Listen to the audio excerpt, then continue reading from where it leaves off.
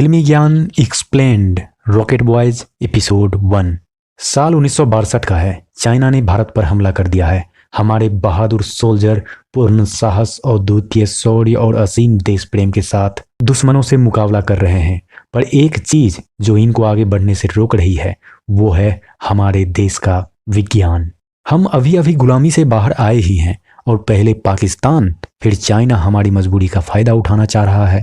पर Indian nuclear science के पितामह कहे जाने वाले होमी जहांगीर भाभा को यह बात हजम नहीं हो रही। वो एटम बम बनाने का प्रपोजल रखते हैं पर इस कमेटी का हर शख्स इनके खिलाफ है, यहाँ तक कि विक्रम साराभाई भी। इनको लगता है कि हमें डिप्लोमेसी का रास्ता अपनाना चाहिए, एटम बम का नहीं। हिरोशिमा नागासाकी में क्या हुआ वो हम सबकी आंखों के सामने है। फिर हम क्यों उसी घटिया रास्ते पर जा रहे हैं? होमी साराभाई को बहुत समझाते हैं कि न्यूक्लियर एनर्जी का सही इस्तेमाल करने के लिए ही इस कमेटी का गठन किया गया था और इस वक्त एटॉमिक बम से ज्यादा कुछ भी जरूरी नहीं। भाभा का मानना था कि चाइना सिर्फ इसी भाषा में समझेगा, लेकिन बाकियों का कहना था कि चाइना इससे और बौखला जाएगा और भारत पर तेजी से हमला करने लगेगा। होमी साराभाई को बहुत समझाने का प्रयास करते हैं लेकिन इस काम में वो असफल रहते हैं। इसके बाद साराभाई रिजाइन दे देते हैं। बाद की बातें बाद में करेंगे, पहले चलते हैं साल 1940 में। जब विक्रम साहब लंदन के कैम्ब्रिज यूनिवर्सिटी में रॉकेट पर प्रयोग कर रहे थे, एक ब्राउन लड़का जब पूरे कॉलेज के बीच में तमाशा लगाता है तो वहां किसे पसंद आने वाला है? छोड़ो भाई, किसी को पसंद आए या ना आए, हम में है जुनून रॉकेट बनाने का तो हम बनाएंगे ही।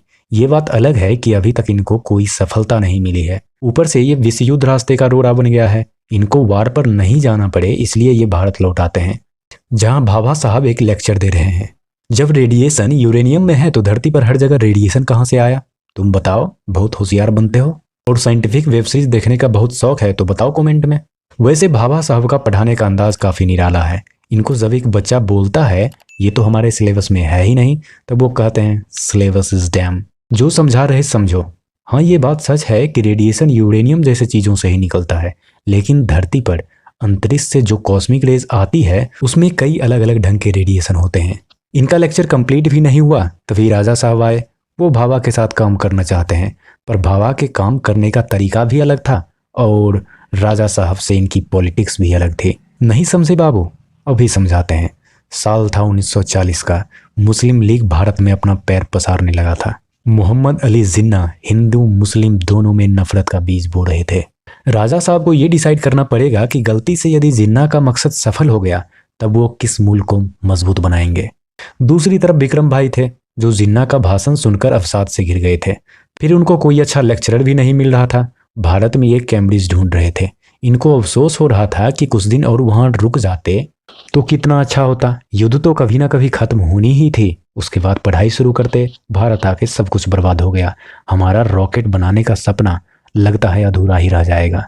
तब इनके पिताजी ने इनको समझाया, बेटा युद्ध कभी रुकता नहीं, ये कभी बाहर तो कभी अंदर चलता ही रहता है, तो तुम इस सब का फिक्र मत करो, नया रास्ता ढूंढते रहो। इनके पिताजी खुद इनके लिए एक नया रास्ता बना दिए। वो सीवी रमन साहब के पास इनका प्रोजेक्ट भेज दिए। वो काफी इंस्पायर हुए और इनको साथ काम करने का न्योता दिया। फिर क्या था, विक्रम भाई बिना देर किए चले बेंगलोर, जहां सीवी रमन साहब इंडियन इंस्टीट्यूट ऑफ साइंस के ऊपर ब्रिटिश फ्लैग को देखकर काफी दुखी हैं। उसी ब्रिटिश झंडे के नीचे भाभा साहब बैलून एक्सपेरिमेंट पर काम कर रहे, जो आसमान में जाकर कॉस्मिक रे के बारे में पता लगाएगा। एक बार ये काम हो जाए तो यह साइंस के क्षेत्र में बड़ी क्रांति होगी। विक्रम बैलून में रबर की जगह पॉलीथीन यूज करने को कहते हैं। इनको क्या पता कि इस फील्ड में भाभा साहब इनके पिताजी हैं। पॉलीथीन -70 डिग्री पर टिक ही नहीं पाएगी, इसलिए रबर तो चाहिए ही। खैर विक्रम भाई को यहाँ मन लगने लगा। इनको ये जगह कैम्ब्रिज से भी अच्छी लगने लगी और सबसे जबरदस्त लगा भाभा का टैलेंट।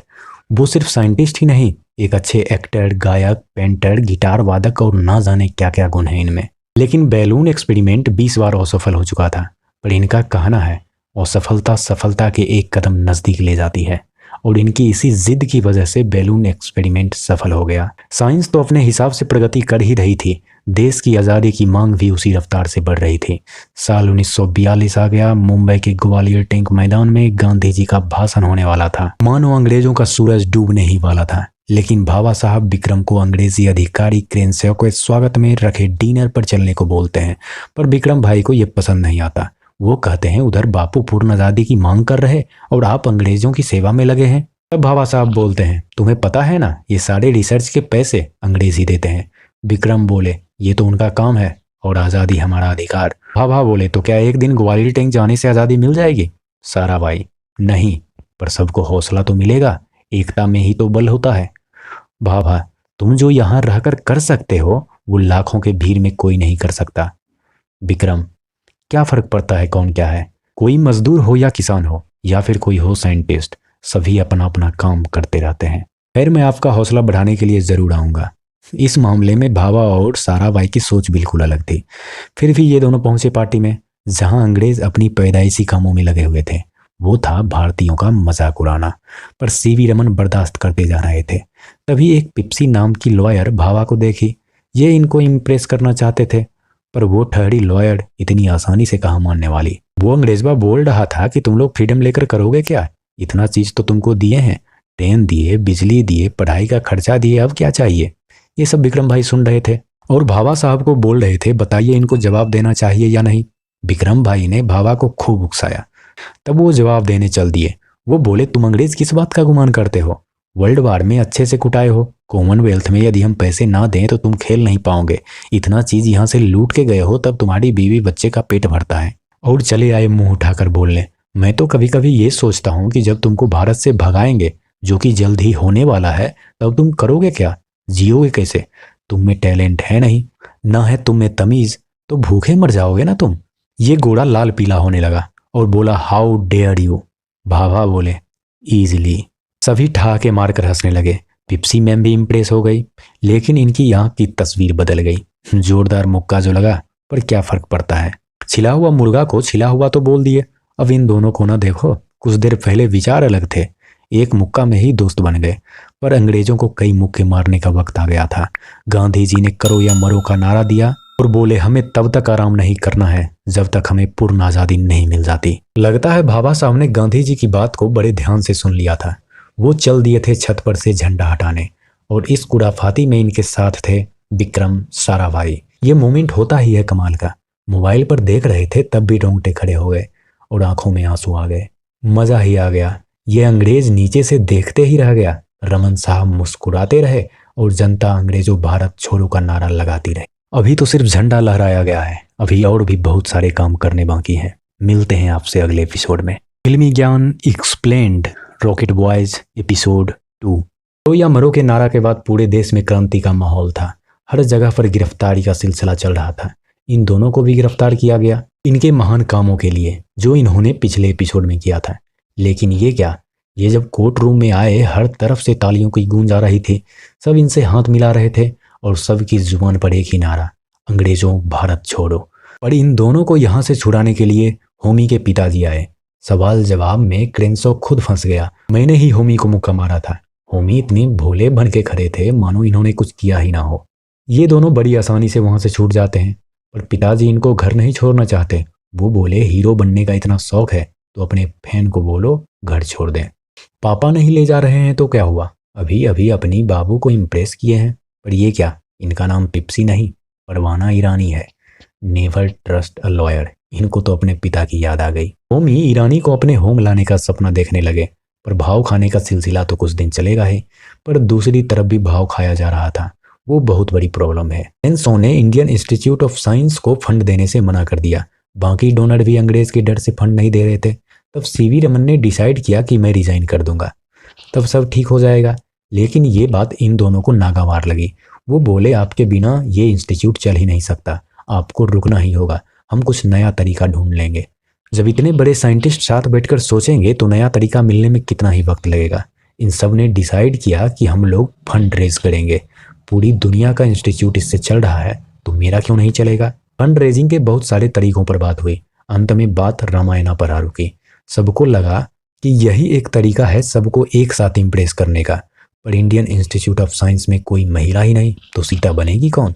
ये दोनों सीता की तलाश में पहुंचे डांस एकेडमी, पर जब इन्होंने अपना मोटो बताया तब उन्होंने साफ मना कर दिया।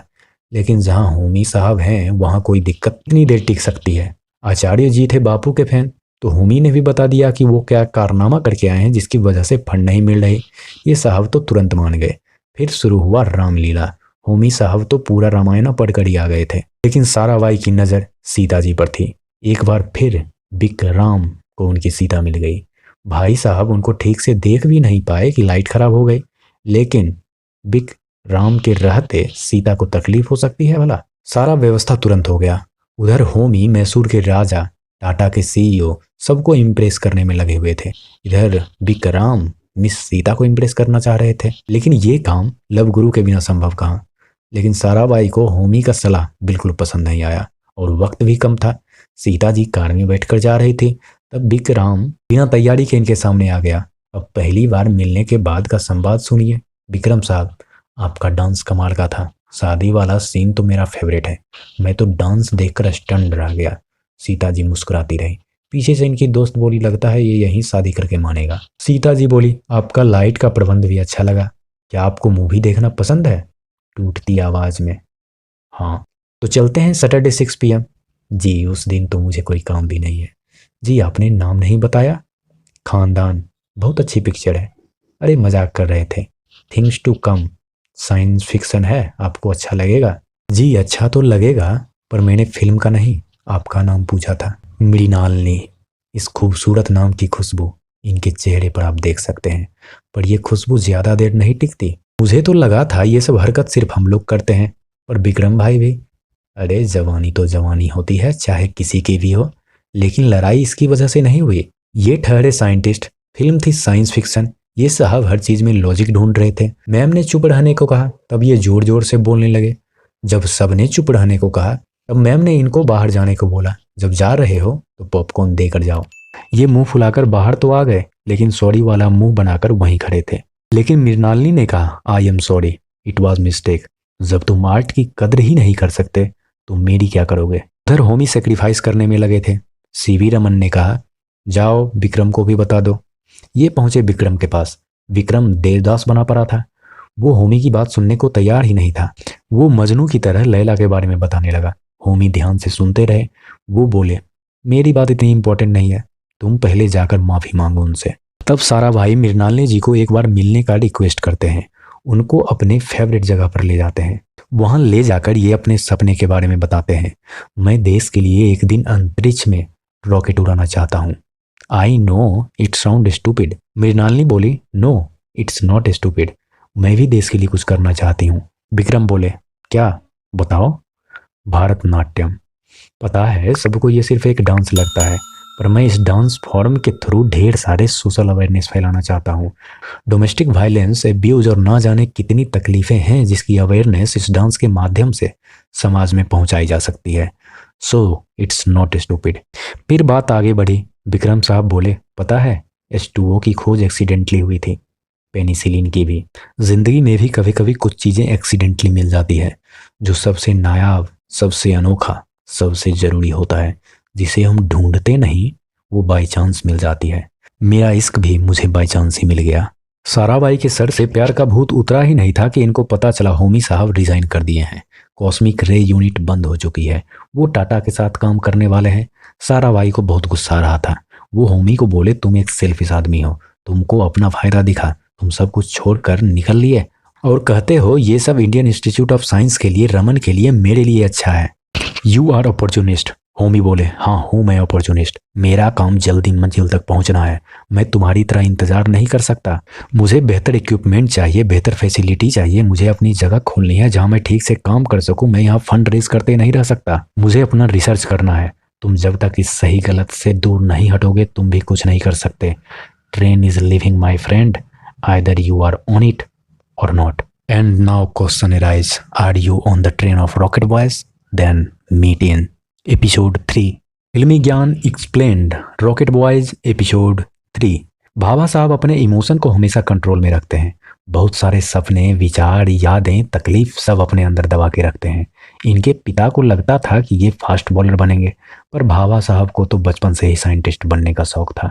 इनके पिताजी चाहते थे कि ये उस वक्त के क्रिकेट के कैप्टन पावड़ी से जाकर मिले, पर इन्होंने कहा, जब तक मैं अपना इंस्टीट्यूट ऑफ साइंस नहीं खोल लेता, तब तक मैं उनसे नहीं मिलूंगा।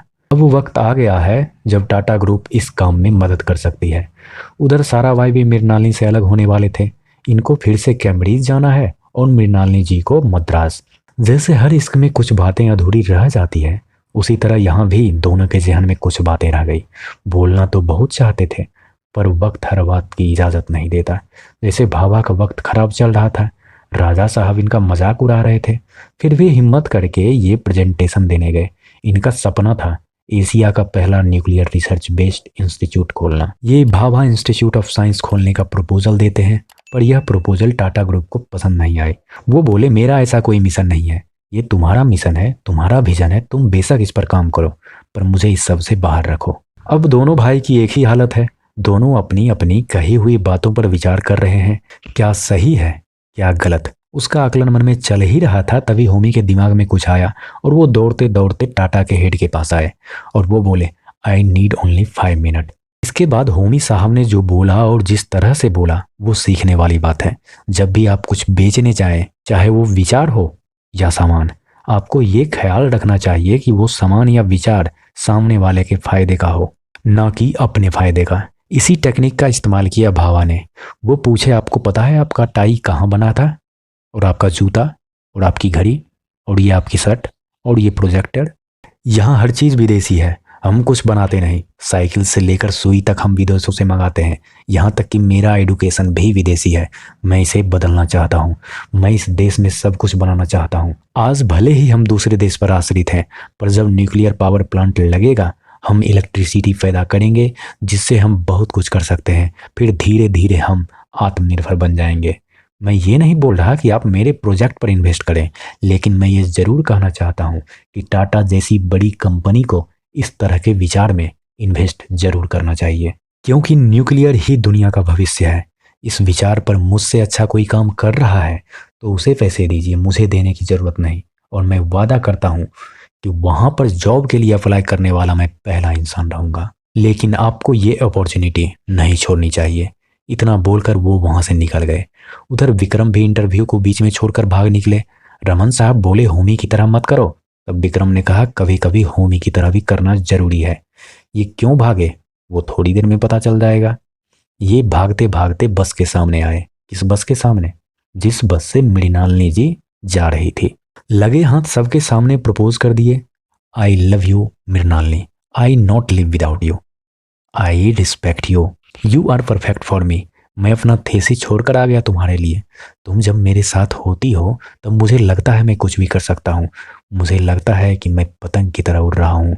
सभी बस वाले ताली बजाने लगे। यहाँ तो ऐसे लोगों को कूट देते हैं, पर पता नहीं वो कैसे लोग थे। सभी लोग ताली बजा रहे थे। वैसे जो भी हो, मृणालिनी बस से नीचे तो आ गई, पर उनको विक्रम की बातें थोड़ी सेल्फिश वाली लगी, क्योंकि वो इतने देर अपने बारे में ही बात कर रहे थे। मृणालिनी आगे क्या करेगी कुछ पता नहीं। आखिरी बस थी, वो भी छूट गई। प्यार तो मृणालिनी जी भी करती थी, पर वो ना हाँ बोली ना ना। विक्रम साहब बौखला गए। पिप्सी से सलाह मांगने गए। वो बोले, भाभा साहब से सलाह मांगो, वो भी बेंगलोर आए हुए हैं। भाभा साहब तो इनकी बेइज्जती करने में लगे हुए थे। वो बोले, I meet the saddest person of the life. तुम हो ही लूजर, तुम्हें क्या पता प्यार क्या होता है। तुमने 100% ट्राई ही नहीं किया होगा। और कौन जाते जाते सबसे पहले शादी का ही प्रपोजल दे देता है। बातचीत करते थोड़ी बात आगे बढ़ती तब ना शादी का प्रपोजल दिया जाता है। और साइंटिस्ट होकर भी ऐसी गलती करते हो। तुम्हें नहीं पता कि कोई भी एक्सपेरिमेंट पहली बार में सफल नहीं होती, और जब सफल नहीं होती तो हम छोड़ थोड़े देते हैं, उसे बार बार ट्राई करते रहते हैं।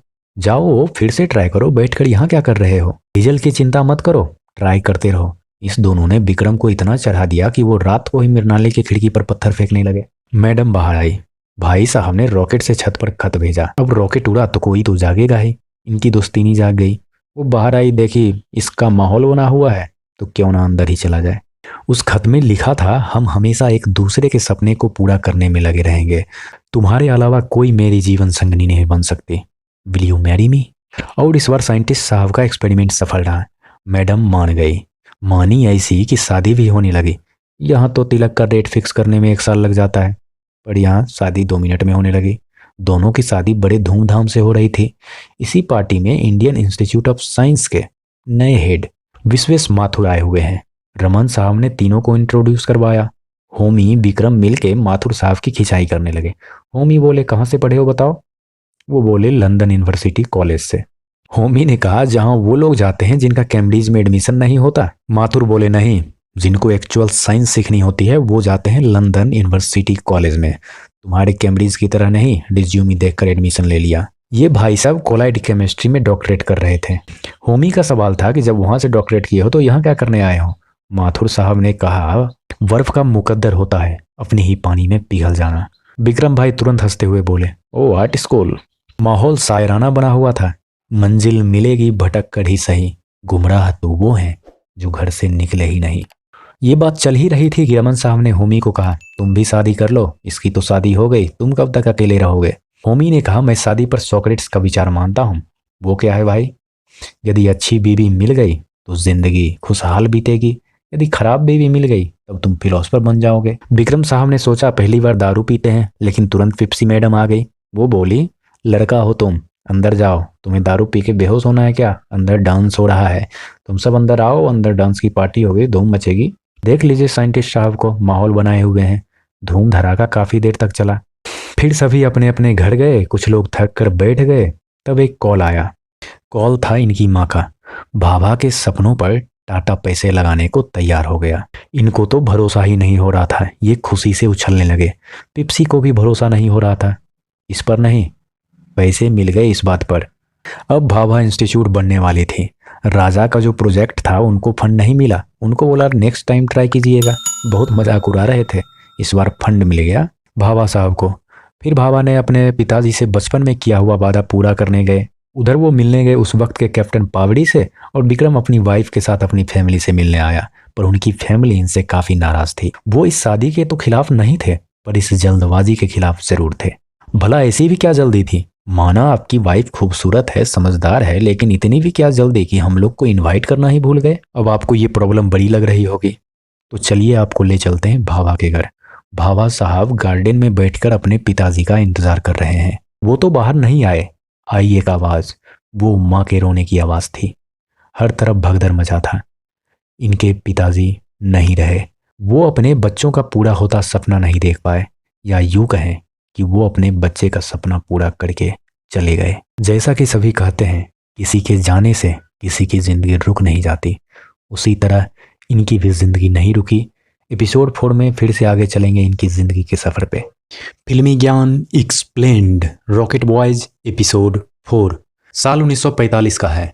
हिरोशिमा नागासाकी पर एटम बम का हमला किया गया। दूसरों को आतंकवादी कहने वाला अमेरिका एक पल में लाखों लोगों के मौत का कारण बना, और जो बच गए वो पूरी जिंदगी विकृति के साथ जिएंगे। यहाँ तक कि उनके बच्चे भी विकलांग ही होंगे। भाभा साहब भी न्यूक्लियर प्रोजेक्ट पर काम कर रहे हैं, तो इस घटना के बाद परेशान होना तो लाजमी है। दूसरी तरफ साराभाई रामानाथन के साथ मिलकर अपना फिजिकल रिसर्च लेबोरेटरी को इनॉग्रेट कर रहे हैं। भाभा साहब को भी इनवाइट किए, पर वो नहीं आए। वो कई दिनों से Tata institute of fundamental research में भी नहीं गए हैं। माथुर साहब सब कुछ अकेले ही संभाल रहे हैं। पंडित नेहरू एक साइंटिस्ट का पैनल बनाना चाहते हैं जो देश के विकास का दशा और दिशा तय करेगी। उसमें PRL, TIFR, उससे भी बढ़ के राजा साहब के साइक्लोन न्यूक्लियर प्रोजेक्ट वाला लेबोरेटरी रहेगा। और हाँ, राजा साहब को भी फंड मिल गया है। वो इस फंड से टॉप न्यूक्लियर इंस्टीट्यूट बनाने का दावा करते हैं। एक न्यूज रिपोर्टर आए हैं, राजा साहब को फ्रंट पेज पर आना है। तो TIFR जिसमें होमी काम कर रहे हैं उसकी बुराई तो करनी ही पड़ेगी, पर कितना बुराई करोगे। फ्रंट पेज भरने के लिए अपनी निजी जिंदगी की स्टोरी तो बतानी ही होगी। तो आइए एक नज़र डालते हैं राजा साहब की जिंदगी पर। वैसे ज्यादा कुछ है नहीं इनकी जिंदगी में तकलीफ के सिवा, बस एक तस्वीर है बचपन की। इन्होंने रिपोर्टर से पूछा, आपको मुहर्रम के बारे में पता है। वो बोले, हाँ फेस्टिवल है। राजा बोले, मातम का वक्त होता है जनाब हम सिया के लिए। हमारे लिए ना ब्रिटिश प्रॉब्लम है ना हिंदू, हम तो सिया सुन्नी की लड़ाई में ही पड़े रहते हैं। यही हमें विरासत में मिली है। और दुनिया का दस्तूर देखिए, लड़ाई कोई भी हो, बर्बाद गरीब ही होता है। जैसे मुहर्रम में मेरे माँ बाप को घर से निकाल कर मार दिया गया। इतनी ही है मेरी स्टोरी।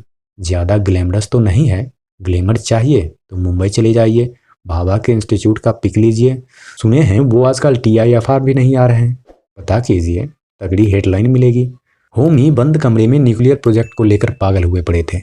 एक तो पिताजी की मौत के बाद किसी से बात करना छोड़ दिए, दूसरा एटॉमिक हमला ने इनको तोड़ दिया।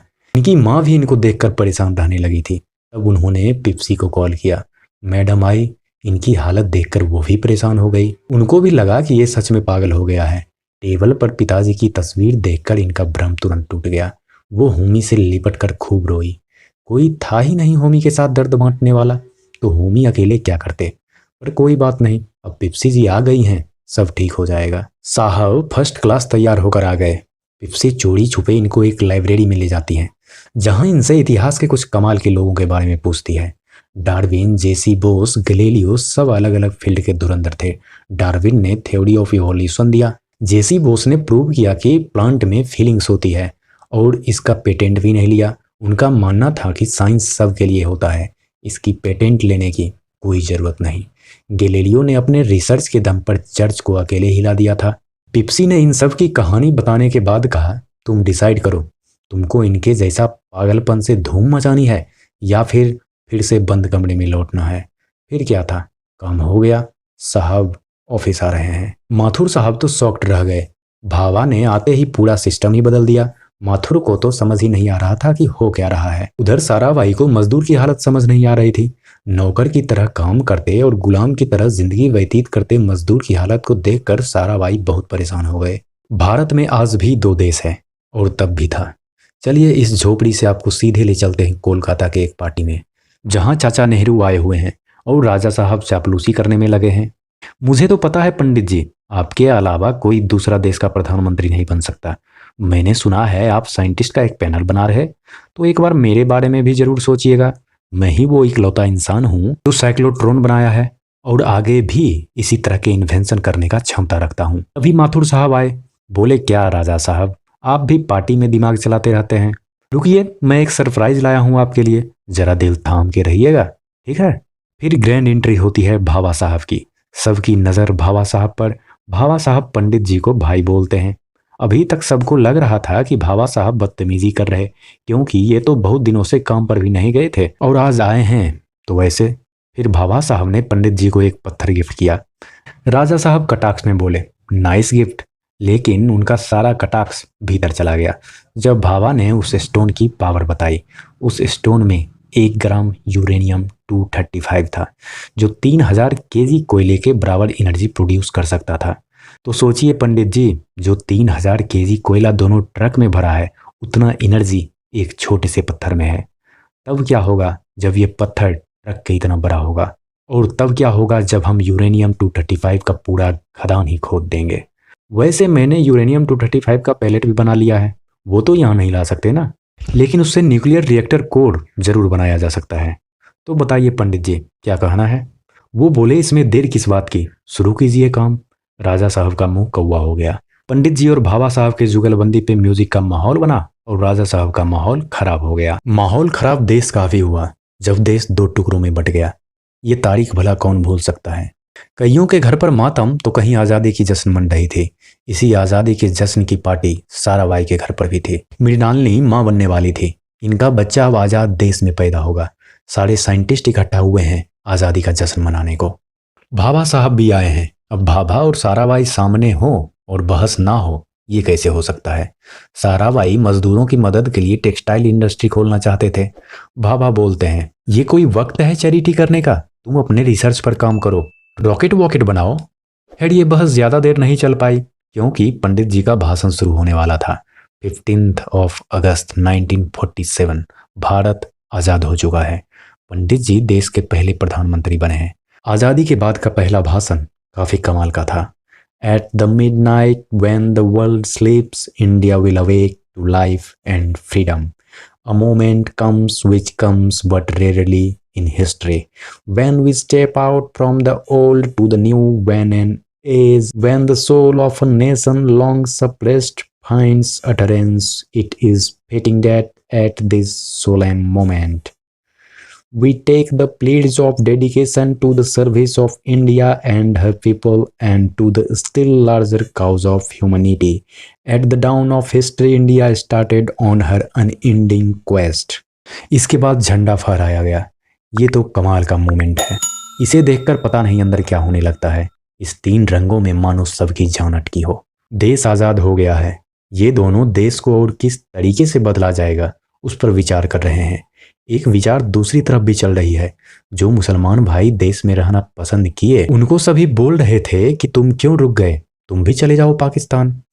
आप दिल थाम के बैठिए साहब, क्योंकि इसका जवाब देने आ रहे हैं देश के सबसे बड़े super hero missile man Abul Pakir Jainulabdeen Abdul Kalam, यानी एपीजे अब्दुल कलाम। चेहरे पर मुस्कान लाइए, ये नाम आप गर्व और मुस्कान के बिना नहीं ले सकते। कलाम साहब बोलते हैं, शौक बहराकी का नज्म सुने हैं चाचा? नहीं, सुनाओ। बर्बाद गुलिस्ता करने को एक ही उल्लू काफी था, हर साख पे उल्लू बैठा हो तो अंजाम गुलिस्ता क्या होगा। इस देश को बचाने एक और हीरो आ गया है, इनके बारे में देखेंगे अगले एपिसोड में। फिल्मी ज्ञान एक्सप्लेन्ड, रॉकेट बॉयज एपिसोड 5। कलाम साहब पायलट बनने का सपना देख रहे हैं, प्लेन का नहीं, रॉकेट का, जो 1 लाख फीट की ऊंचाई पर उड़ता है। अब इनका सपना पूरा होगा या नहीं वो तो आगे देखेंगे, पहले विक्रम भाई से मिल लें। वो टेक्सटाइल इंडस्ट्री को एक नए टेक्नोलॉजी से लेस बनाना चाहते हैं।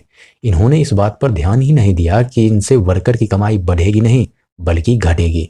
इनके पिताजी ने कहा हमारी शुरुआत हुई थी वर्कर की हालत को बेहतर करने के लिए, पर यह टेक्नोलॉजी इनको बर्बाद कर देगी। इनके पिता ने कहा तुम लोगों को मैं ये कभी करने नहीं दूंगा। विक्रम बोले, पापा टेक्नोलॉजी ही फ्यूचर है, आज नहीं तो कल इसे एक्सेप्ट करना ही पड़ेगा। पापा बोले, मेरे जीते जी ये कभी एक्सेप्टेबल नहीं हो सकता। उधर ट्रावनकोर के राजा भी ऑफर एक्सेप्ट नहीं कर रहे थे। भाभा साहब को देखिए, पीएम ऑफिस में किस ठाट से बैठे हैं। शास्त्री जी भी वहां मौजूद थे। उनकी शंका थी कि यूरेनियम लाभ से ज्यादा हानि न पहुंचा दे। भाभा बोले, वो तो प्रयोग के बाद ही पता चलेगा, लेकिन मैं तो आपको प्रोग्रेसिव मानता था। हाँ, मैं शांतिवादी हूँ और प्रगतिवादी भी। भाभा बोले, अब शांतिवादी होने का वक्त चला गया, अब सिर्फ अमेरिका शांतिवादी हो सकता है, क्योंकि उसे पता है उसके पास न्यूक्लियर बॉम्ब है, इसलिए कोई उन पर हमला नहीं करेगा। पर शास्त्री जी के विचार थोड़े अलग थे। पर चलिए देखते हैं पंडित जी क्या कह रहे हैं। सामने बैठे हैं त्रावणकोर के राजा। वो सरकारी दामों पर मोनोजाइट बेचने के लिए तैयार ही नहीं जिससे थोड़ियम निकाला जा सके। नेहरू जी बोले, आज़ाद भारत की बहुत सारी ज़रूरतें हैं, जिसमें सबसे ज़्यादा ज़रूरत इलेक्ट्रिसिटी की है। इसकी मदद से हम गांव-गांव को बेहतर बना सकते हैं। जरा सोचिए राजा साहब। राजा साहब बोले, हम सोच ही रहे हैं, लेकिन त्रावणकोर भारत का हिस्सा नहीं, इसलिए हम अपने फायदे के बारे में ही सोचेंगे। पंडित जी को कुछ और काम निपटाने थे, वो वहां से थोड़ा बाहर गए। अब मिल गया भाभा साहब को मौका। आप पहले भी देख चुके हैं भाभा साहब कैसे वाट लगाते हैं सबकी। वो बोले, देखिए आप जब यहाँ आए हैं तो मेरे बारे में पता ही होगा, मेरे इंस्टीट्यूट के बारे में आपको पता ही होगा। मुझे मोनोजाइट की ज़रूरत है, मतलब भारत को मोनोजाइट की ज़रूरत है, तो आप वो दे दीजिए, इससे पूरे भारत को बिजली मिलेगी और आपको भी। लेकिन वो प्यार से मान ही नहीं रहे थे। तब ब्लैकमेल का ऑप्शन पर क्लिक किया गया। सुनिए राजा साहब, आप उस मोनोजाइट का भी क्या कर रहे हैं मुझे पूरी तरीके से पता है। जब 50,000 टन मोनोजाइट बेचना लीगल है, तब आप 3 लाख टन मोनोजाइट यूरोप को बेच रहे हैं। राजा बोले, ये मेरे देश का अंदरूनी मामला है, आप इसमें टांग ना अड़ाएं। अब ब्लैकमेल से भी बात नहीं बनी, तब डराने का प्रयास किया गया। बहुत सारे राजा हैं जिनको मार दिया गया, देश से भगा दिया गया, जहर दे दिया गया। राजा साहब बोले, तुम मुझे धमकी दे रहे हो? जब तक मेरी जनता मेरे साथ है तब तक मुझे किसी का डर नहीं। भाभा बोले, जनता तब क्या करेगी जब उनको पता चलेगा कि उनका भगवान अपनी पेटी भरने के लिए इलीगल काम कर रहा है और भारत का लीगल ऑफर को ठुकरा रहा है। या फिर एक काम और कर सकते हैं, क्यों ना त्रावणकोर को भारत में ही मिला लिया जाए, पूरा मसला ही हल हो जाएगा। मोनोजाइट तो क्या, पूरा त्रावणकोर सरकारी हो जाएगा और आपके पास बचेगा क्या? आर्यभट्ट की खोज, जीरो। सोचिए, जिसने पूरी दुनिया के राजा को अभी अभी भगाया हो, उसके सामने आप कितना देर टिक पाएंगे? बात ये चल ही रही थी कि पंडित जी आ गए। क्या राजा साहब, चाय लेंगे? राजा बोले, नहीं, भाभा साहब ने पहले ही बहुत कुछ ऑफर कर दिया है, वैसे मैं इसके बारे में विचार करूंगा। पंडित जी और भाभा साहब एक दूसरे से नजर मिलाते हैं और हल्की सी मुस्कान के साथ राजा साहब को विदा करते हैं। लेकिन विक्रम के पिता काफी नाराज थे, वो नए रास्ते पर जाने को तैयार ही नहीं। विक्रम ने कन्विंस करने का प्रयास किया, पापा आप एक बार भरोसा कीजिए, अटीरा यानी अहमदाबाद टेक्सटाइल इंडस्ट्री से देश और लेबर दोनों को फायदा होगा। पिताजी को भी लगा एक चांस देकर देख लेते हैं, क्या पता सच में कुछ बेहतर हो जाए। इस तरह शुरुआत हुई अटीरा की। अब बड़ी इंडस्ट्री लगने वाली है तो कामगार तो चाहिए ही। कमला जी अपना रिज्यूमे लेकर आई हैं, वो एक साइकोलॉजिस्ट हैं, वो विक्रम भाई से काफ़ी इम्प्रेस भी थे। वो बोली, आपके यहाँ अच्छे साइंटिस्ट हैं, रिसर्चर हैं और हैं बहुत सारे लोग, पर इनमें से कौन है जो मजदूरों से बात करेगा, उनकी प्रॉब्लम को समझेगा और फिर आपको भी समझाएगा। विक्रम भाई को भी ये बात ठीक लगी। कमला मैम इस काम के लिए इकलौती इंसान थी, तो जॉब ऑफर भी हो गई। मृणालिनी जी भी अपनी डांस एकेडमी खोलना चाहती है, पर पहले बच्चे तो हो जाएं, फिर देखा जाएगा क्या करना है। बच्चे भी हो गए, टेक्सटाइल इंडस्ट्री भी अपनी रफ्तार से चल रही। ये सारी चीजें नए कैमरे में कैद किया जा रहा है। साल आया 1948। विक्रम और भाभा का कॉन्वर्सेशन चिट्ठियों के माध्यम से होता रहता था। विक्रम ने इनको शादी करने का सलाह दिया। आखिर बूढ़े भी तो हो रहे थे जनाब। पिप्सी भी अब शादी करना चाहती थी, पर दोनों एक दूसरे को बोलने से झिझक रहे थे। पिप्सी एक घड़ी गिफ्ट करती है ताकि इसके जवाब में ही वो कुछ बोले, पर लेकिन उनके कुछ बोलने से पहले ही माथुर साहब टपक पड़े। पिप्सी को आभास हो गया फिर से आज बात नहीं बनेगी, क्योंकि त्रावणकोर के राजा मान गए हैं। अब इससे बड़ी बात क्या हो सकती है। भाभा को तुरंत दिल्ली जाना था। पिप्सी एक बार फिर उदास होकर घर लौट आई। उधर राजा साहब को एक चिट्ठी आई है। Nehru ji atomic energy emission के पहले चेयरमैन का नाम घोषित करने वाले हैं। पत्रकार साहब बोले, ऐसा क्या है इस चिट्ठी में जो आपकी शक्ल पीली पड़ गई? मेरी बीवी जब मुझे छोड़कर गई थी तब मेरी शक्ल ऐसी हुई थी। राजा साहब ने जब सारी बात बताई तब पत्रकार साहब चापलूसी करने लगे। वो बोले, राजा जब अपने पुत्र का राज्याभिषेक करता है तब प्रजा को फूल बरसाने के लिए तो बुलाते ही हैं। राजा साहब बोले, फूल तो कफन पर भी चढ़ाए जाते हैं, पर इस बार मैं अपना हक लेकर ही रहूंगा, चाहे इसके लिए मुझे किसी की ख्वाहिशें ही क्यों न दफनानी पड़े। लेकिन वहां जाते ही इनको शौक लग गया जब पंडित जी ने भाभा को पहला चेयरमैन घोषित कर दिया। सभी खुश थे सिवाय राजा साहब के। वो बोले, पंडित जी एक बात बताइए, आपने किस बेसिस पर भाभा साहब को सेलेक्ट किया है? पंडित जी बोले, भाभा साहब के पास पूरा रोड मैप है न्यूक्लियर एनर्जी बनाने का। राजा बोले, जब किसी वजह से भाभा साहब काम नहीं कर रहे थे तब भी हम दिन रात इसी काम में लगे हुए थे। विक्रम बोले, ये आपसी मसला है, इसे हम सुलझा लेंगे राजा साहब। आज ये साइंटिस्ट कम्युनिटी के लिए बड़ा दिन है, आज तो रहने दीजिए। राजा साहब बोले, बिल्कुल ये आपसी मसला है, लेकिन ये जगह किसी का अपना घर नहीं जहां लोग अपने रिश्ते को ढोते रहते हैं। ये लोकतांत्रिक देश की लोकतांत्रिक जगह है, यहाँ सभी को आपसी संबंध घर पर छोड़ कर आना चाहिए। राजा साहब बोले, इनका नाम सेलेक्ट करने से पहले साइंटिस्ट कम्युनिटी से बात तो कर लेते, एक बार वोट तो करवा लेते। भाभा बोले, बिल्कुल सही बात है, वोट तो होनी ही चाहिए। सबने हामी भरी। फिर नेहरू जी भी तैयार हो गए। राजा साहब ने सोचा भी नहीं था कि उनके सामने ही वोट की जाएगी। इस वोटिंग में भाभा साहब फुल मैंडेट से जीत गए। राजा साहब को उनकी ही दांव उल्टी पड़ गई। भाभा के लाइफ का ये एक बड़ा दिन था, लेकिन उनकी निजी जिंदगी की खुशी उनसे दूर होती जा रही थी। पिप्सी उदास होकर बैठी थी। वो इस रिश्ते को कंटिन्यू करे या ना करे, इस असमंजस में हमेशा रहती थी। भाभा साहब बच्चों के साथ क्रिकेट खेलने में लगे हैं। यहाँ पिप्सी के दिमाग में अलग ही खेल चल रहा है, पर भाभा को कुछ समझ ही नहीं आ रहा। वो हमेशा अपनी कहानी लेकर बैठ जाते हैं। धरती की उत्पत्ति से लेकर अभी तक के टाइम फ्रेम को एक साल में बांट दिया जाए तो 31 दिसंबर रात 11 बजे इंसान धरती पर आया। सोचो कितना कम वक्त हुआ है। पिप्सी बोली, और हमारे रिश्ते का कितना वक्त हुआ? इसका कोई फ्यूचर है या नहीं? मुझे पता है तुम्हारे लिए काम ज्यादा इंपॉर्टेंट है, पर मैं क्या करूं? मुझे कुछ समझ नहीं आ रहा। भाभा साहब को भी समझ नहीं आ रहा था कि वो अब क्या बोले।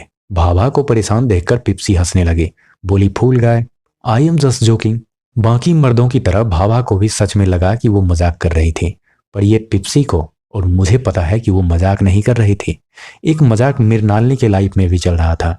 वो जब जब डांस एकेडमी खोलना चाहती, विक्रम बोलते, थोड़ी देर और रुक जाओ, पहले अपना पीआरएल, फिर अटीरा, फिर बच्चे, कब तक रुकते रहेंगे? रुकते रुकते तो 6 साल बीत गए। अब मुझे नहीं रुकना। विक्रम इनकी प्रॉब्लम समझ ही नहीं रहे थे। वैसे कौन सा मर्द औरतों की प्रॉब्लम को समझ पाता है। वो बोले, पहले बच्चे बड़े हो जाएं तब खोलना डांस एकेडमी। मृणालिनी खुशी आकर चली गई। उधर भाभा ऑल इंडिया रेडियो में है। पिप्सी का ख्याल दिमाग से निकल ही नहीं रहा, और उधर पिप्सी अपना नया रास्ता ढूंढ रही है। वो रास्ता क्या है वो आगे बताएंगे। पहले ये देखते हैं कि भाभा साहब ने रेडियो पर बोला क्या है। उन्होंने अनाउंस किया, भारत 5 साल के अंदर न्यूक्लियर संपन्न देश बन जाएगा, जो भारत को मजबूत और खुशहाल बनाने में मदद करेगी। ये न्यूज़ तेजी से फैलने लगी। भारत न्यूक्लियर संपन्न देश बनेगा, यह अमेरिका को कहाँ बचने वाली। लेकिन कोई अमेरिका तब तक क्या बिगाड़ सकता जब तक देश में ही गद्दार ना हो। ये पत्रकार साहब से तो आप परिचित ही होंगे। उन्होंने वर्जीनिया CIA यानी सेंट्रल इंटेलिजेंस एजेंसी में डॉक्टर क्रियो से बात की। इस देश की सारी अंदरूनी खबर उनको दी। पत्रकार साहब बोले, भाभा बहुत उड़ रहा है पर उसे जमीन पर लाने के लिए भी बहुत सारे लोग हैं। इशारा किसकी तरफ है वो तो आपको पता ही होगा। पत्रकार बोले, बस थोड़े पैसे और थोड़ा इंतजार में काम हो जाएगा। जिनको भाभा ने एक्सप्लॉइट किया है वो खुद भाभा को डिस्ट्रॉय कर देंगे। मुझे तो लगा था आज के पत्रकार ऐसे हो गए हैं, पर उस वक्त भी आपको भी ऐसे छिपे हुए देश के गद्दारों से सावधान रहना चाहिए, नहीं तो क्या होगा वो अगले एपिसोड में देखेंगे। फिल्मी ज्ञान एक्सप्लेन्ड रॉकेट बॉयज एपिसोड 6। लोकतंत्र का महापर्व आने वाला है। सभी पार्टियां जीतने के लिए जोर लगा रही है। नेहरू जी ने भी भारत का दौरा किया है और कई वादे किए हैं। और एक आग्रह सभी जनता से है कि वोट किसी को भी दें पर वोट दें जरूर। उधर CIA भाभा जी के पीछे जासूस लगाने का सोच रही है, पर जासूस लगाने की क्या जरूरत है। जब घर के भेदी ही लंका ढहाने को तैयार हैं तो दूसरे को ज्यादा मेहनत करने की जरूरत ही क्या। लेकिन खेल से बाहर रहकर कोई कुछ भी कर ले, ज्यादा कुछ बिगाड़ नहीं सकता। इसलिए राजा मेहदी साहब को नेशनल कम्युनिस्ट पार्टी का टिकट दिया गया। भाई भाभा जैसे बड़े साइंटिस्ट को गिराना है तो सामने भी उतना ही बड़ा ओपोनेंट लाना होगा। भाई साहब वेस्ट बांकुरा से चुनाव भी जीत गए। वो पहली ही बैठक में नेहरू और भाभा की वाट लगाना शुरू कर दिए। वो बोले, आज लोकसभा में मेरा पहला दिन है, लेकिन पहले ही दिन मैं एक सवाल उठाना चाहता हूँ। भाभा साहब ने रेडियो पर चिल्ला चिल्ला कर कहा था, भारत 5 साल के अंदर न्यूक्लियर प्लांट बना लेगा। लेकिन कहाँ है न्यूक्लियर पावर प्लांट। 4 साल होने को आए पर न्यूक्लियर पावर प्लांट बैठाने की बात तो दूर, इसकी बनाने की शुरुआत भी नहीं हुई है। नेहरू जी ने वादा किया था कि हर गांव बिजली पहुंचेगी, हर घर रोशन होगा। इस वादे पर वो चुनाव भी जीत गए, लेकिन कहाँ गया वो वादा। जिस पैसे से सड़क, स्कूल, हॉस्पिटल, कॉलेज बन सकती थी, उस पैसे को ये बेकार के प्रोजेक्ट में बर्बाद कर रहे हैं। या तो नेहरू जी इस पैसे का हिसाब दें या फिर भारत को लोकतंत्र कहने का ढोंग छोड़ दें। नेहरू जी यहां तक तो सब सुन लिए। सबसे ज्यादा शौक तब लगा जब पूरा सदन राजा मेहदी की बातों पर डेस्क पीटने लगा, यानी समर्थन करने लगा। नेहरू जी गुस्से से लाल होकर भाभा साहब को बहुत झाड़े। वो बोले, मुझे तुम पर भरोसा था कि तुम ये काम कर लोगे, पर लोग अब मुझे फ्रॉड कहने लगे हैं। तुमको 6 महीने का वक्त देता हूं, यदि ये काम पूरा नहीं होता तो तुम्हारा रेजिग्नेशन लेटर मुझे अपने टेबल पर चाहिए। राजा मेहदी साहब को जिस काम के लिए चुना गया था वो काम वो पहले ही दिन कर दिए। दूसरी तरफ अटीरा में भी भूख हड़ताल चल रही थी। सभी मजदूरों को ये डर सताने लगा था कि मशीन के आने के बाद हमारी हालत और खराब हो जाएगी। सभी अपनी तरफ से मजदूरों को समझाने का प्रयास कर रहे थे कि मशीन के आने के बाद हम वर्ल्ड वाइड काम करेंगे, जिससे हमारी जॉब भी बढ़ेगी और आमदनी भी। पर कोई मानने को तैयार नहीं। मृणालिनी नाट्य एकेडमी में डांस परफॉर्म करने वाली है, पर बड़े घर की बहू डांस करेगी, ये किसी को पसंद नहीं। इसलिए लोग बुक्ड टिकट को भी कैंसिल करवा रहे हैं। भाई साहब भी डांस देखने जाना चाहते थे, लेकिन सारा भाई के पास अभी इतना वक्त ही नहीं कि वो एक आदमी की जगह भर दें। वो हड़ताल को खत्म करने में लगे थे। लोग 3 दिन से भूखे थे। इनके पिताजी ने कहा, तुमने सब बर्बाद कर दिया। जिसकी हालत सुधारने का वादा किया था वो ही तब तक भूख हड़ताल पर रहेंगे जब तक ये अटीरा बंद नहीं हो जाती। पर कमला को लगता है विक्रम पर दिल आ गया है। वो रियलिटी को कम, विक्रम को ज्यादा देख रही थी। वो बोलती है, तुम ज्यादा चिंता मत करो, लोग कितने दिन तक भूखे रहेंगे, आज नहीं तो कल ये हड़ताल बंद हो ही जाएगा। विक्रम, जब मैं पहली बार तुमसे मिली थी तो तुम्हारा उत्साह का फैन बन गई थी। मुझे तब भी लगता था और आज भी लगता है कि इन मजदूरों का भला तुमसे ज्यादा कोई नहीं सोच सकता। सिर्फ तुम ही हो जो आने वाले वक्त को देखकर मजदूरों का वक्त बदल सकते हो। तुम बस वो करो जो तुम करना चाहते हो, लोग तुम्हारे साथ जरूर आएंगे। 40-50 लोग मृणालिनी के साथ भी आए हैं। इसमें विक्रम के माता पिता भी हैं। मृणालिनी तो एक लोग के भी आने पर डांस करने वाली थी। इतने लोग को देखकर वो बहुत खुश हुई, पर खुशी भाभा साहब की जिंदगी से दूर जा रही थी। पेप्सी मैडम का एंगेजमेंट होने वाला है। पेप्सी तो इनको बताना भी नहीं चाहती थी। वो तो नेहरू की डांट की वजह से भाभा घर पे थे, तो इन दोनों का सामना हो गया। और दिन भर काम करते हो, भाग गई ना, समझा रहे थे तब होशियार बनते थे। देखो अभी भी ये मानने को तैयार नहीं। 6 महीने का अल्टीमेटम मिला है, ये चल दिए न्यूक्लियर रिएक्टर के बारे में पता करने। लेकिन ब्रिटिश वाला हो या अमेरिका वाला, कोई इनकी मदद करेगा क्यों। लेकिन ये अपनी तरफ से पूरा कन्विंस करने का प्रयास करते हैं कि मैं एक स्विमिंग पूल रिएक्टर बनाना चाहता हूँ जो पीसफुल पर्पस के लिए यूज होगा। इस चेन रिएक्शन को रोकने के लिए क्या इस्तेमाल करें, कूलेंट के लिए क्या इस्तेमाल करें, फ्यूल के लिए कौन सी चीजें का इस्तेमाल करें, बस इतना पता चल जाए, बाकी सब तो हम देख लेंगे। इतना जानना तो नियम के विरुद्ध नहीं है ना। इसमें फ्रांस भी मदद ही करेगा तो ब्रिटिश को भी मदद करना चाहिए। वे लोग बोले, वादा तो नहीं कर सकते पर मैं मदद करने का पूरा प्रयास करूंगा, लेकिन आपको रूल के हिसाब से चलना होगा। भाभा बोले, मैं तो बचपन से रूल को फॉलो करने वाला इंसान रहा हूँ और ये कितना रूल को फॉलो करते हैं वो तो आपको पता चल ही गया होगा, पर कुछ बात इन मजदूरों को बताना जरूरी है। विक्रम भाई के विजन को कोई समझ ही नहीं रहा था। कोई चाहता भी नहीं था कि विक्रम भाई इन्हें समझाने का प्रयास करे। जो जैसा पहले चल रहा था उसे उसी तरह चलने दिया जाए। पर विक्रम के पिताजी के रिक्वेस्ट करने पर विक्रम को एक बार बोलने का मौका दिया गया। विक्रम बोले, मैं आप सबसे माफी मांगना चाहता हूँ क्योंकि आपको किसी ने बताया नहीं। इन मशीनों के आ जाने के बाद कंपनी कई गुना सामान का उत्पादन करेगी, कपड़े के दाम आधे हो जाएंगे, तब लोग फिर से विदेशों से कपड़ा मंगवाएंगे। यहाँ का सामान महंगा होगा इसलिए कोई नहीं खरीदेगा, जिसके कारण हमारी मिल 10 साल के अंदर बंद हो जाएगी। मशीन ही हमारा फ्यूचर है। यदि हम आज मशीनों को एक्सेप्ट नहीं करते तो जल्द ही हम बर्बादी के कगार पर होंगे। और आपको लगता है कि इससे आपकी आमदनी घटेगी, तो मैं आप सबसे वादा करता हूं कि आपके बोनस को 30% से बढ़ाकर 90% किया जाएगा। इस मिल से इतनी आमदनी होगी कि हम 2000 घरों को मुफ्त खाना दे सकते हैं। ये सारी बातें यूनियन लीडर को छोड़कर सबको समझ आ रही थी। विक्रम बोले, रोटी, कपड़ा, मकान, अच्छा स्वास्थ्य, अच्छी शिक्षा, ये सब आपका अधिकार है और सबसे जरूरी बात, आप सबको सर उठाकर गर्व से जीने का हक है। तो क्या आप सब हमारा मिल को दुनिया का सर्वश्रेष्ठ मिल बनाने के लिए तैयार हैं? क्या आप सब नए भारत में कदम रखने को तैयार हैं? क्या आप सबको अपने भाई पर भरोसा है? हाँ हाँ, भरोसा है की गूंज हर तरफ से आने लगी। इतना जोरदार भाषण के बाद सभी मजदूर कन्विंस हो गए। सबने इनको सर पर उठाकर खूब घुमाया। उधर मृणालिनी भी सर की ताज बन गई थी। सभी को डांस खूब पसंद आया, लेकिन विक्रम साहब डांस देखने नहीं आए। आते भी कैसे? नहीं, आप सोच रहे होंगे कि वो मजदूर की जिंदगी संभालने में लगे थे, लेकिन वो तो किसी कमला के कोमल शरीर को संभाल रहे थे। जैसा कि मैंने पहले ही बताया, माहौल तो कई दिनों से बन रहा था। ऊपर से ये तेज बारिश और सामने है कमला के कोमल होंठ, तो भला कौन मौका छोड़ता है।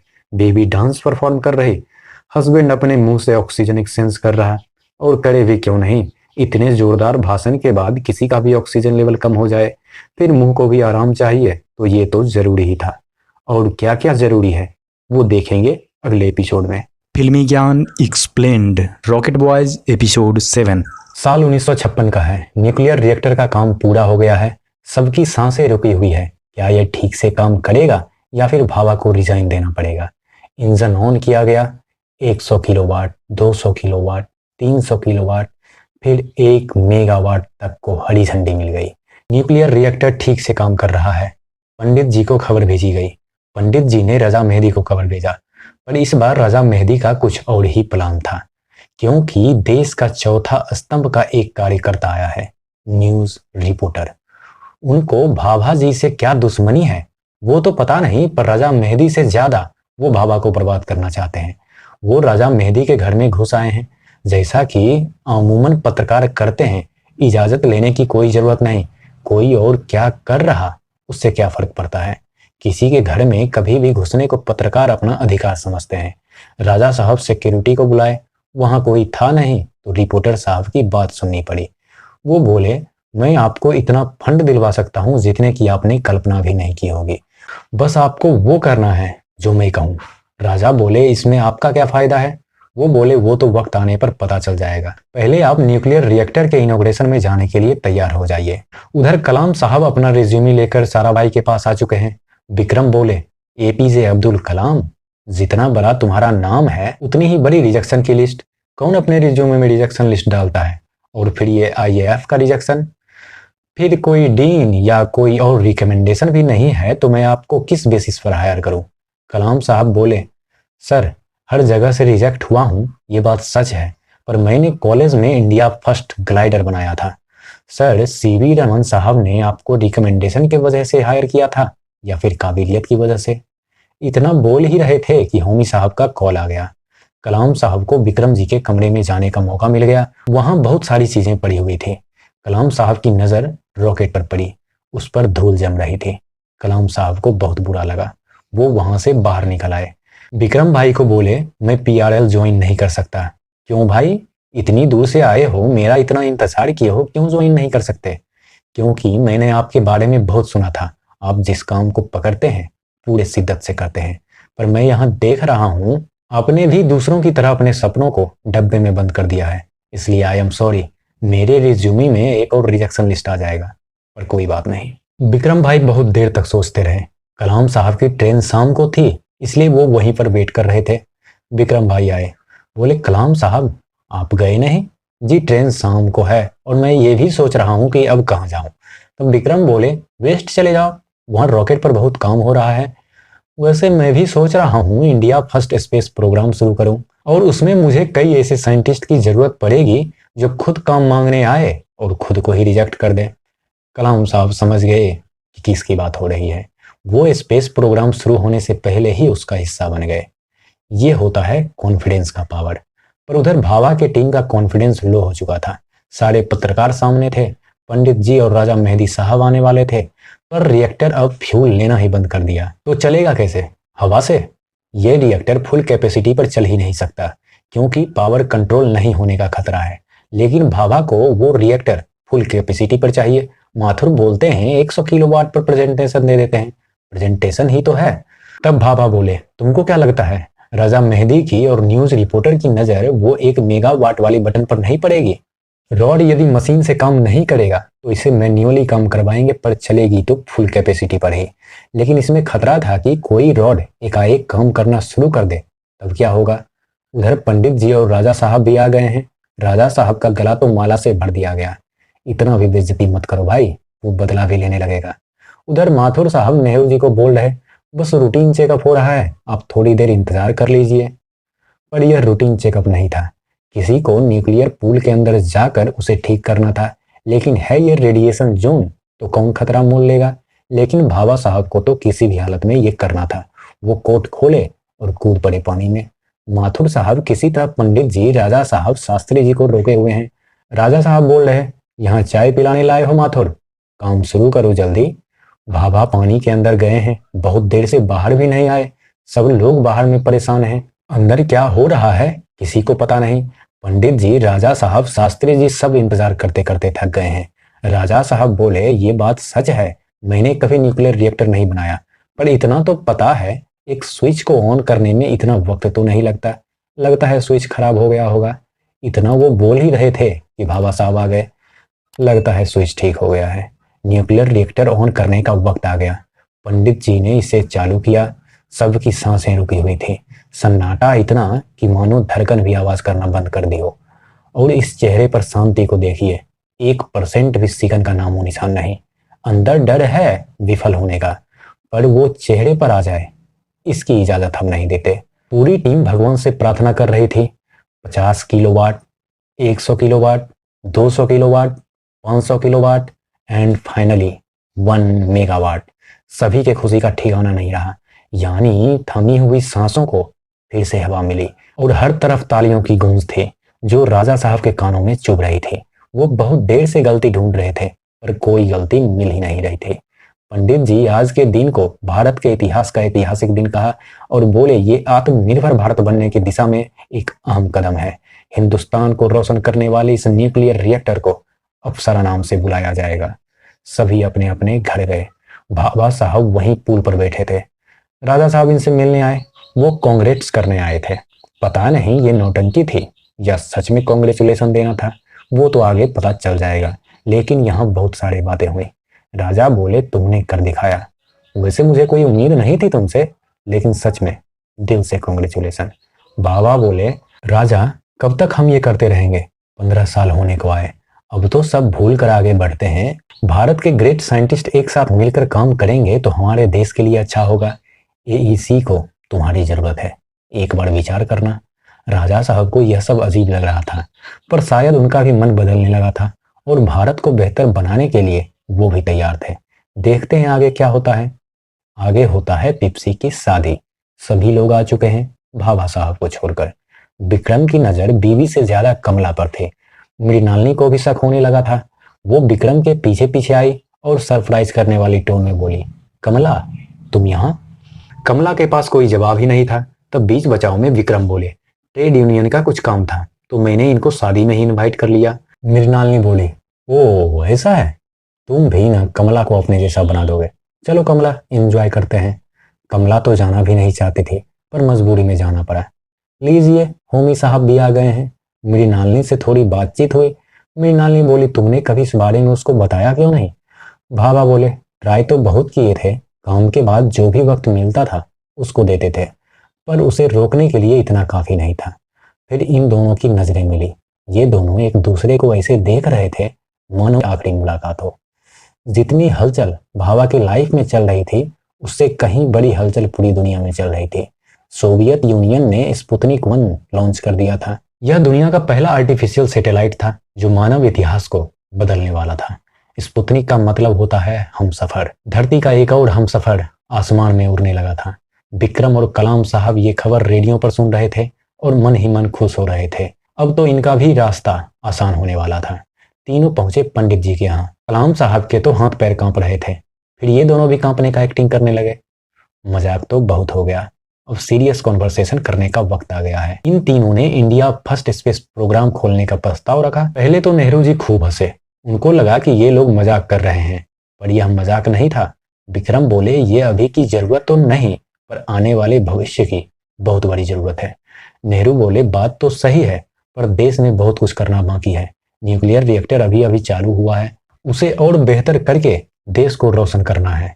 तब भाभा बोले, ये सच है कि न्यूक्लियर रिएक्टर को बेहतर करना है, पर यह भी जरूरी है भाई, इससे टेली कम्युनिकेशन में मदद मिलेगी। रडार बनेगा, सिग्नल आएगा तो जन जन तक मदद पहुंचा सकेंगे। पंडित जी बोले, मैं ये समझ रहा हूँ पर यह बिल पार्लियामेंट को समझाना बहुत मुश्किल है। ये पार्लियामेंट में पास नहीं हो सकती और जनता भी इसे एक्सेप्ट नहीं करेगी। अब बारी थी कलाम साहब की। वो बोले, ये बात सच है कि उन सबको कम्युनिकेशन से ज्यादा मतलब नहीं होगा, पर बात जब देश की सुरक्षा की आएगी तब वो सब भी इंटरेस्ट जरूर लेंगे। पंडित जी बोले, इलेबोरेट कीजिए कलाम साहब। कलाम साहब बोले, इससे आर्मी ठीक से कम्युनिकेट कर पाएगी, रडार अच्छा होगा, मिसाइल बना सकते हैं। ये सब स्पेस सेंटर से ही जुड़ा हुआ मामला है। इतने के बाद पंडित जी भी कन्विंस हो गए।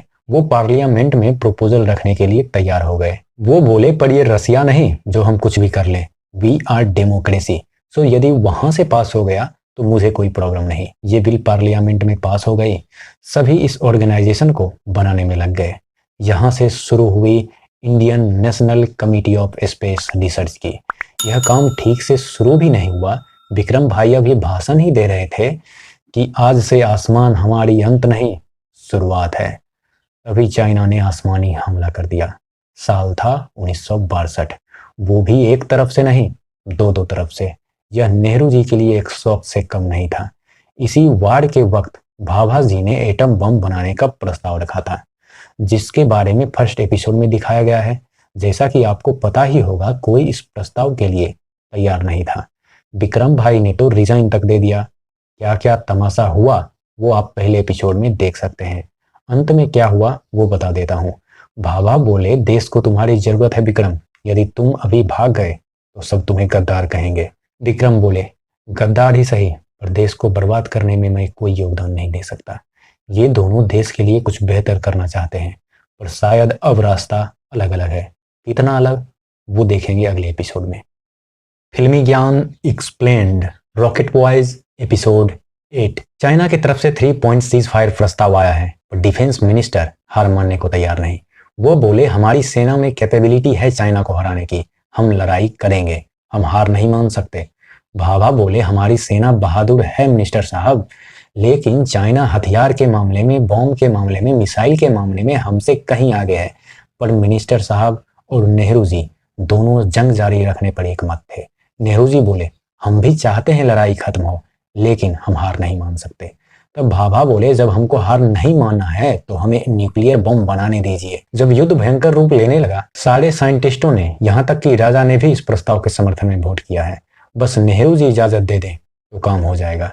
पर नेहरू जी इसके खिलाफ थे। वो बोले, तुम क्या चाहते हो, पूरी दुनिया में एटॉमिक वार चलती रहे? Eye for an eye will making world blind. Indira ji भी नेहरू जी को समझाने का प्रयास करती है, पर नेहरू जी इसके खिलाफ ही थे। तब भाभा ने कहा, पंडित जी, आप नैश इक्विलिब्रियम के बारे में जानते हैं? सोवियत और अमेरिका दोनों एक दूसरे के खिलाफ हथियार इस्तेमाल नहीं करेंगे, क्योंकि बोथ आर इक्वली आर्म्ड। माफ कीजिए पंडित जी, पर हमारे देश को फ्रीडम फाइटर से ज्यादा एक लीडर की जरूरत है। देखते हैं नेहरू जी आगे क्या करते हैं। पर राजा साहब भी कुछ करने का प्रयास कर रहे हैं। वो देश के लिए अच्छा है या खराब, वो आगे देखेंगे। अब भाभा साहब सोवियत यूनियन के न्यूक्लियर प्रोजेक्ट के हेड कैलनीन से मिलने गए हैं। अब भाभा रशियन से मिलेंगे तो अमेरिका शांत कैसे रह सकता है? उनको डर था कि कहीं भारत भी एटॉमिक बम न बना ले।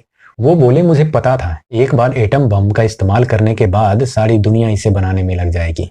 एटॉमिक हमले के मात्र 4 साल बाद ही सोवियत यूनियन ने एटॉमिक बम परीक्षण किया, फिर ब्रिटेन, फिर फ्रांस, अब चाइना इसे बनाने का प्रयास कर रहा है।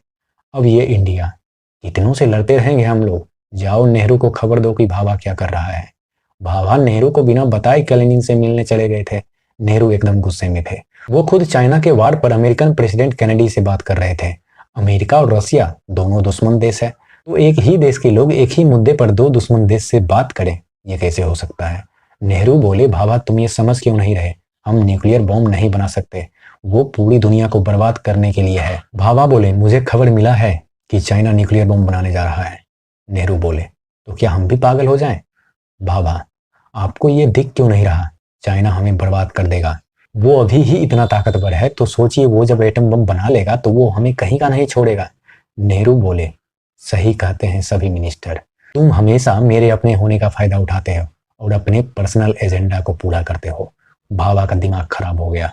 Personal agenda? सच में? मैं एटम बम अपने पर्सनल एजेंडा के लिए बनाऊंगा? मैं क्या करूंगा उसका? दिवाली पर पटाखे जलाऊंगा या फिर अपने घर के पिछवाड़े में उसके साथ खेलूंगा? पंडित जी, ये देश के लिए कर रहा हूं, आप समझ क्यों नहीं रहे?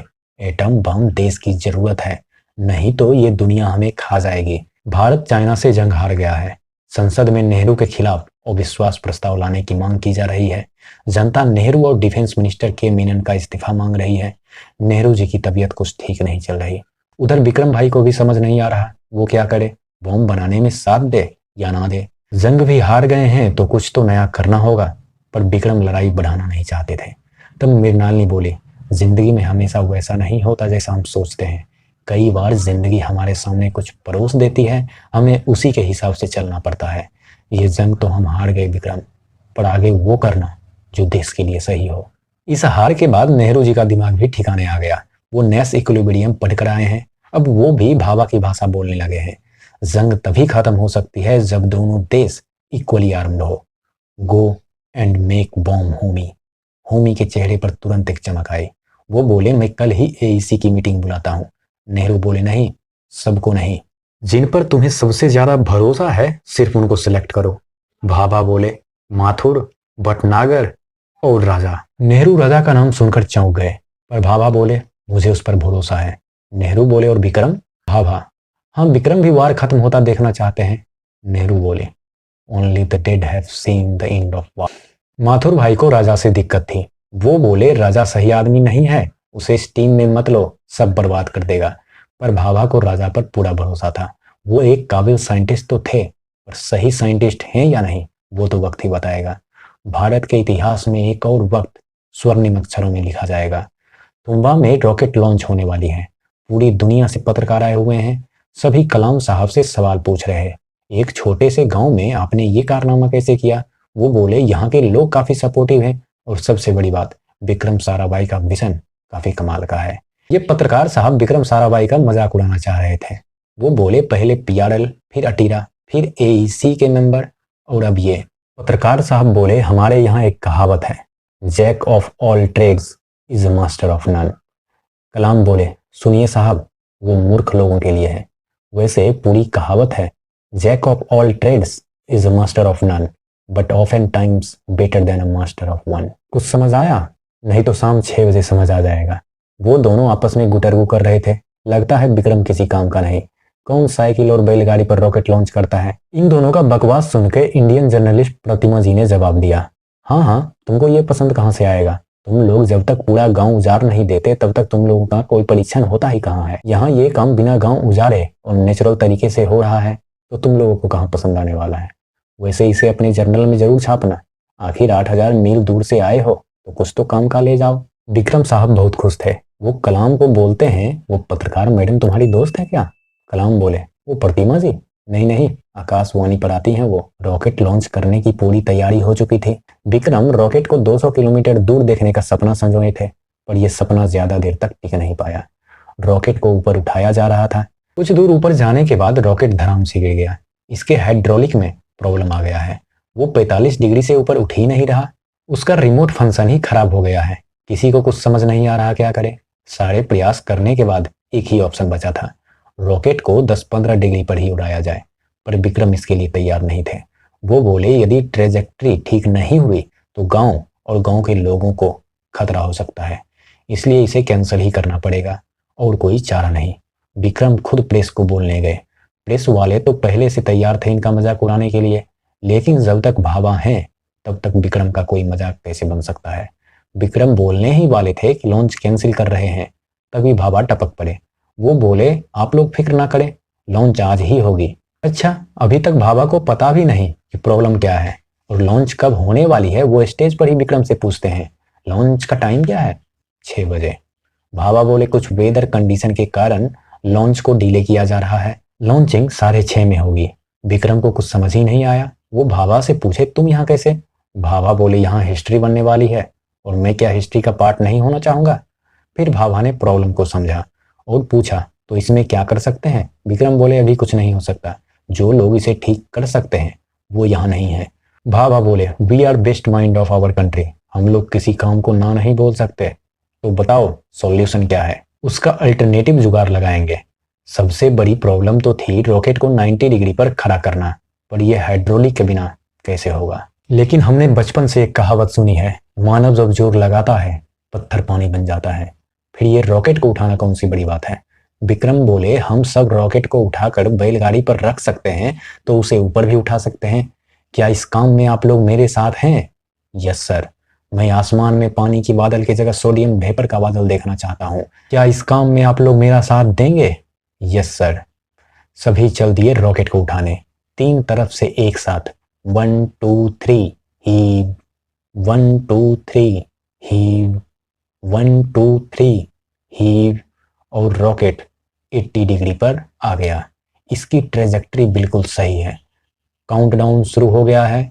10 9 8 7 6 5 4 3 2 1 0।